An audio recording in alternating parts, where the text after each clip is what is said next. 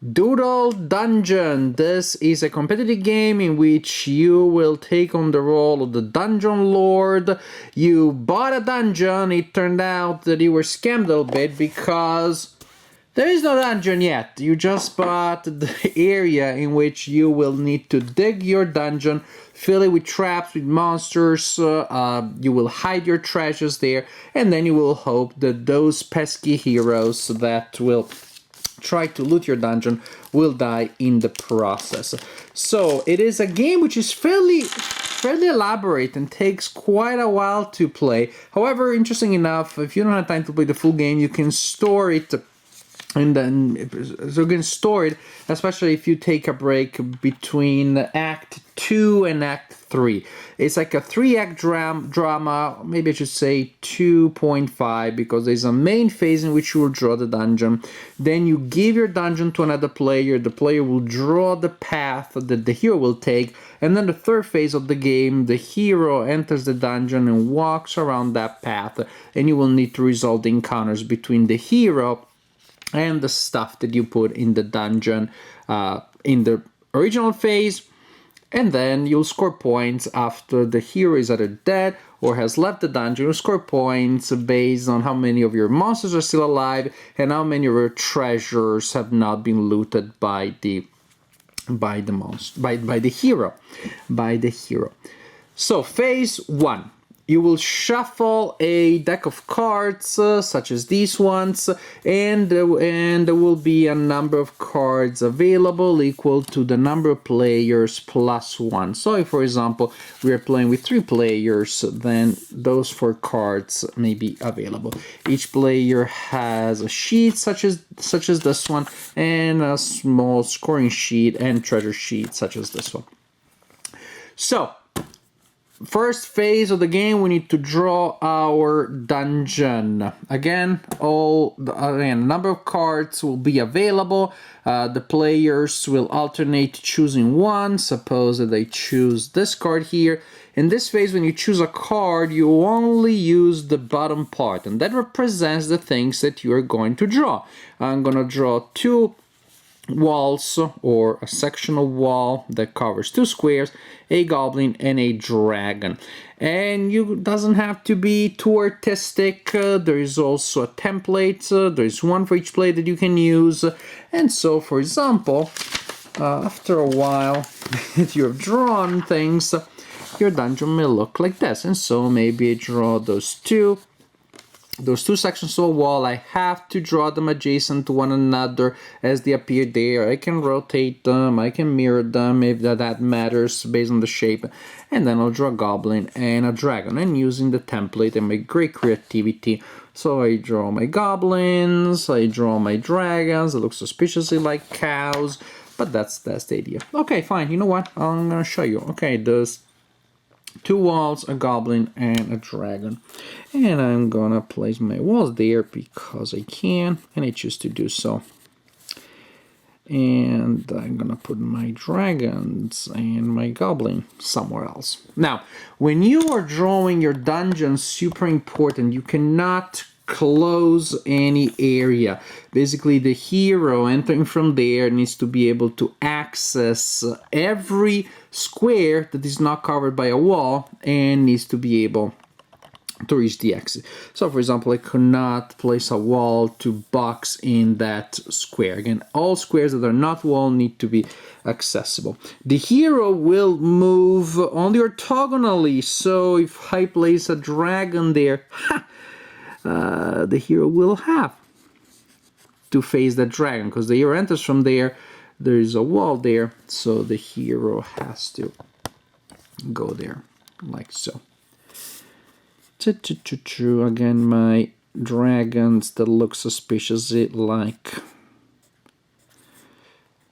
grumpy cows. That's fine. That's a dragon. Oh, I also have a goblin, remember? When you place monsters or traps, they cannot be orthogonally adjacent to one another, but it's totally legal to place them diagonal from one another. And so that's how I drew that thing. Now, I selected my card, I draw those elements, I need to draw them from left the right, and that may matter. And then I take the card and I place it face down to form a personal deck that I will use later in the game. And so every player takes a card, and suppose that the next turn I take this card here, and that's a trap, and maybe I decide to draw the trap here, like so, for some reason, and then I draw my 3 walls here, because I rotated this way, and so on and so forth. You continue like this for 14 rounds, and again, at the end of 14 rounds, your dungeon will look pretty busy. It looks like something like this, minus the line that you see there. We'll talk about it later. Now, not everything that you get from the cards will be drawn directly in the dungeon area. You may get these X's here. What are those? These are upgrades. For each X that you get, here for example, I get to draw a trap in the dungeon, and then I get 3 upgrades, which simply means I get to mark 3 boxes here in this section. The monsters have a standard strength. The goblin have strength of +0, orcs they start with +2, dragons with +4. But by marking these boxes, I make them stronger. For example, now my dragons have +6 instead of +4. Later I get these upgrades here. Now my orcs have +6 also. Now they have +8 because I got a lot of orcs, and so I'm investing in those. Traps, right now, each trap causes 1 point of damage to the hero, but I may upgrade my traps to 2 points of damage every time. Treasures that are scored at the end of the game, they're worth 1 point unless you upgrade them, and then they may be worth 2 or 3 points, even 4.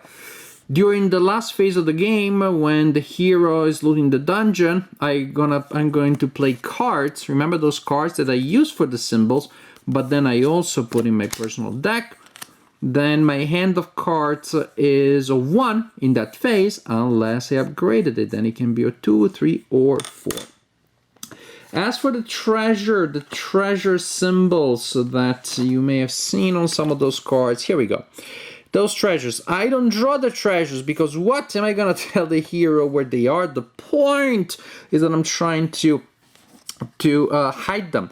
But those treasures need to be guarded by monsters for you to score them at the end of the game. Only treasures that are guarded by a monster that is still alive at the end of the game will score you points. So to hide them, I take this sheet here, and you have 2 treasures to hide, and I write the secret location of the treasure on this piece of paper indicating the coordinates. I can place them in an area that already has a monster. So for example, I can place one in B4. But I'll tell you, that goblin ain't gonna make it, so that probably is not a great idea. Or in this case, so early on in the game, I choose a location where I hope, and I think I plan to place a monster, say maybe E10. And so I write here E10. And so I better place a monster in E10 by the end of the game, otherwise that treasure is wasted. And then later on, I get this card, which gives me 2 goblins, an upgrade, and a dragon. And since I know I have a monster in E10, then I'm gonna... so I have a treasure that I've hidden in E10, then I'm gonna place a grumpy, no, sad-looking cow to guard it, like so. So that's the phase of the dungeon where we add walls, goblins, orcs. You haven't seen the orc. I gotta show you my great ability in drawing orcs. There you go. Orc. So we draw walls, goblins, orcs, dragons, and traps. Traps I'm so accomplished. I don't even use the template. Look at me. That's at that level of art. It's just stunning. So we draw the dungeon. Once we do that by playing 14 rounds, taking 14 cards, drawing the symbols or the upgrades of those, but in the process, again, we collect every card that we use, and so we make a deck in the process. So at the end of the initial phase, everybody draws a dungeon in 14 rounds, and everybody has created a deck of 14 cards. Then you pass your dungeon to the player to your right or to your left, as long as everybody does it in the same direction. And that player will draw a line that starts from the entrance of the dungeon, moves orthogonally only, no diagonals, and ends here. And you can go to the same spot twice, no more than twice. There are a couple of other rules, but that's the general idea. So what you see here actually is a dungeon that I actually drew as part of a game, and then a line that my daughter Amelia, who is now 10, actually drew, and that's the path that the hero will follow, trying to kill monsters and to find treasures. Now I can see that she sent the hero to every single monster they have, but that's not necessarily the case. For example, you may decide to send the hero to some monster specifically, maybe early on, because you think the treasures are there. So you don't want monsters without treasure to kill the hero, and then the hero won't be able to kill the monsters with the treasure. Don't tell her there's a treasure here. And she got there last, but that's kind of like understandable because I placed it there that way. But she could have, for example, chosen to skip some of these monsters. She really thinks there's a treasure here. She wants the hero to have better chances of killing that. So you don't have to send the hero to every monster. You can try, or the order in which you send them may matter. Anyways, each player draws a path, a hero's path, on someone else's dungeon, and then those are returned. Actually, that's why we played this phase of the game yesterday, and that's, as I said, this is the phase of the game in which you can store the game. Very easily, you simply use individual sandwich bags to store the treasure list, the individual deck, and then you got the dungeon, and that's it. So we're gonna play this, we're gonna finish it tomorrow, I believe, because my daughters are obsessed with this game. The last phase of the game, each player places a hero on their board, and players take turns. When it's your turn in this phase of the game, you move the hero along the path until the hero encounters a monster or a trap, in which case then you resolve that encounter. Again, you will be able to play these cards here. If it's a card with a blue-black background, it's a card that you can play to help yourself. Say, oh, if the hero is fighting against an orc, I'm gonna play this card to help me. Cards with a red background you play next to the people's dungeons because that is to hinder the hero. So those are negative effects. The game can be pretty cutthroat that way. When the hero is resolving an encounter against a monster, I roll 2 dice. There are 2 d10s. I add the total together. I add the modifier from the strength of the monster. Say 9 plus 10 is 19. Darn it. I add possibly effects on cards, booyah, 23, and when all is said and done, dice, strength, possible cards, if the total is 20 or more, the monster was able to survive the encounter with the hero. The hero takes a number of damage points equal to what is indicated here. An orc will give 2 points of damage to the hero, and I indicate that down here, like so, just like that. And that's it. Then the hero, after having been smacked in the face by the monster, next turn will go there and there will be another fight, again rolling dice, adding modifiers, and seeing whether the hero survives or not, whether the hero wins or not. So if the hero loses the fight, they take damage and they just continue in shame. If the hero, if I don't roll a modified 20, then the hero has killed that monster. I draw a big X on it, and that indicates that. That's it. That's the general idea. Once all the hero, if the hero is dead, then you don't move the hero on your dungeon anymore, of course, but you still can play negative cards. You're still in the game because you can still annoy the heck out of other players by playing negative cards. When all the heroes are dead or have left the dungeon, and they're dead, of course, if you feel that they're entirely, at that point, players reveal their treasures. And if you have a treasure that still is guarded by a monster that is alive, you score a number of points for each treasure. 1 to 4, depending on how much you upgraded your treasures. So each treasure still guarded by a living monster at the end of the game is worth 1 to 4 points. Each goblin that's still alive is 1 point, each orc 2 points, each dragon 3 points. If the hero died, 5 points. Each heart that was not filled up during the adventure, so damage that the hero did not take, is a penalty of -1 point. You put together all of your points, you have your final score, highest score at the end of the game wins the game. Doodle Dungeon is the new obsession of the Arnaldo family. I like it quite a bit. My daughters love it. They're obsessed with it. It's precisely because they want to play it so often that we realize that if you don't have time before bedtime, tomorrow's school day, we can still play at least part of the game. Like today, we just make the dungeon, and tomorrow, if we only have 40 minutes or half an hour, we play the rest of the game. They'd be asking me to play constantly. We have been playing it pretty much every time that we found a minute to do so. It's really fun. Now, interesting enough, I don't know that I'm going to give it a universal endorsement because I don't know that it will be a universal crowd pleaser. Its 3-act structure may just feel too long or too disjointed for some players. At the beginning, I was skeptical about it. It's really 2 different games, but will they work? They work together. And if you feel they're 2 different games, so like we have done it from time to time, you play them in different evenings, you play them in different sessions. But definitely, there is a connection there because when you are creating your dungeon, you're selecting certain symbols. So at the first time that you play, you'll just look at the symbols and you realize, oh, but if I can synergize that with the cards that I put in my deck, so if I can synergize the flip and draw element with the deck building element, that's a different story. Because if I'm loading my dungeon with orcs and I get effects that help my orcs, that's pretty good. If I get a lot of dragons and I strengthen my dragons, I get those cards that give me +5 in fights that include dragons.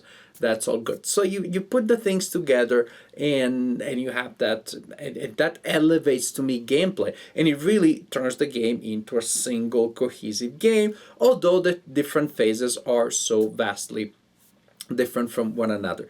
Again, just because of that element, just because it's a fairly long game, 14 turns of drawing, then the phase where you draw the path, that's pretty quick, but then resolving the actions, again, that may take a while. So I think there may be groups that find the experience too disjointed and they may find it a little too long for what it is.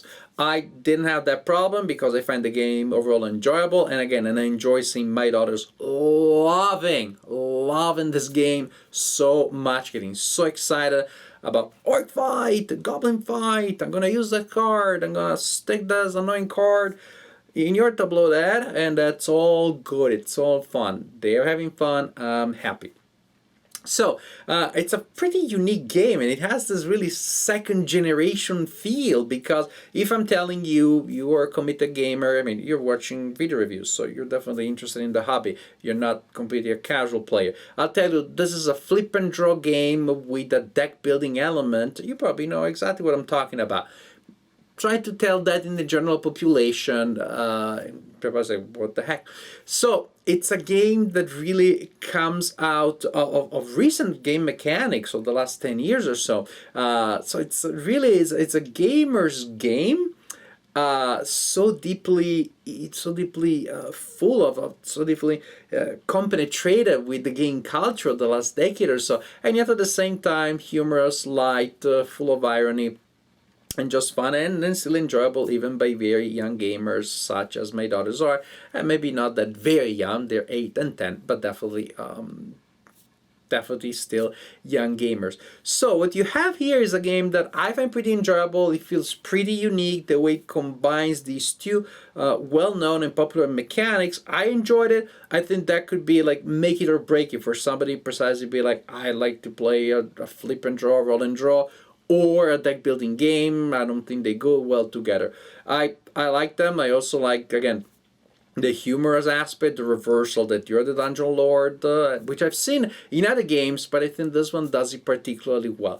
Maybe one caveat is if one of the players decides to load their dungeon with tons of goblins, sometimes the resolution can drag a little bit, can take a little long when you're resolving all of these fights. But again, can be interesting because when you trace the path, you know that some of those goblins are hiding treasures and some aren't. So are you really going to go for all of them? Asking the hero to go and kill them all? Are you going to try to select the ones that seem to be hiding a treasure? But is the dungeon lord bluffing and maybe they hid the treasure in some obvious location that becomes non-obvious because it's too obvious? You know, that kind of like, I think that they're thinking that I'm thinking, blah, blah, blah. So, when a player goes for the hordes of goblins strategy, the resolution may take quite a while. But if you have cards to play to annoy the heck out of them, you're still entertained and engaged. So that's maybe the only negative. From time to time. The final part of the game can take a little long. But that's, again, I haven't found that to be a problem. Overall, it's a game that feels very original, very unique, very weird, and it's in a good way. It's a humorous game that combines well-known mechanics within the hobby community, but does it in a way that I hadn't seen before, and that I personally enjoy. But most importantly, I've enjoyed it so much because my daughters are loving it. So it worked for our family. Maybe it will work for your group or your family also.